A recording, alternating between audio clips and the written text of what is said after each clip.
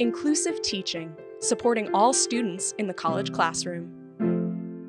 Multiple modes of assessment. An additional issue to consider in terms of equitable assessment, which we will discuss more in Module 4, is the idea of multiple modes of assessment. Though many instructors accept that students may approach learning through different pathways, instructors generally only allow students one way of demonstrating their knowledge or skills. For example, an instructor may use multiple modalities to teach a concept, including through visual, auditory, and hands-on methods. This technique of varying the modes of engagement recognizes that students need to access the material and engage with it in different ways.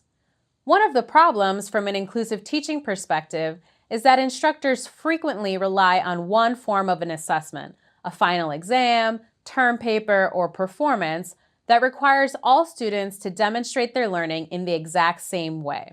Researchers at the National Institute for Learning Outcomes Assessment critique this idea and ask whether it's equitable to expect all students to complete the same assessment, regardless of whether it's the best or most appropriate way for them to demonstrate their learning or skill development. When designing your assessments and assignments, ask yourself, are there multiple ways that my students could demonstrate the same learning? For example, could students do an in-class presentation, create a poster, or produce a podcast to demonstrate their understanding of the course content rather than everyone completing an exam? One way to help you answer these questions is through the clear articulation of the criteria you'll use to assess students. The value of incorporating multiple modes of assessment in the classroom is that you give students variety, you allow them to draw from their own expertise, and you also give students who may learn through different learning styles or situations better opportunities to express themselves and demonstrate their learning in different ways. So thinking about one of those examples, we can imagine a history of dance class in which a dance instructor assigns an essay prompt that asks students to compare classical ballet to a form of American dance. One student in the class comes and asks that instructor, hey, could I possibly compare classical ballet with a form of dance from my own country?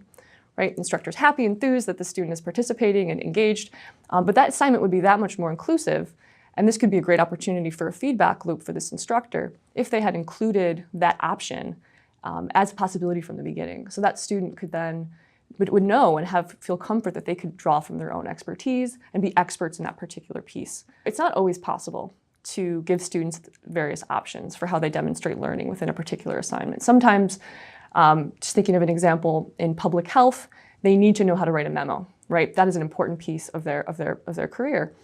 But what can be useful in the absence of giving students multiple options for a single assignment is to diversify the kinds of assessments and assignments you're including throughout the semester. So you might have a midterm exam, but instead of a final exam, you have a group project or a presentation.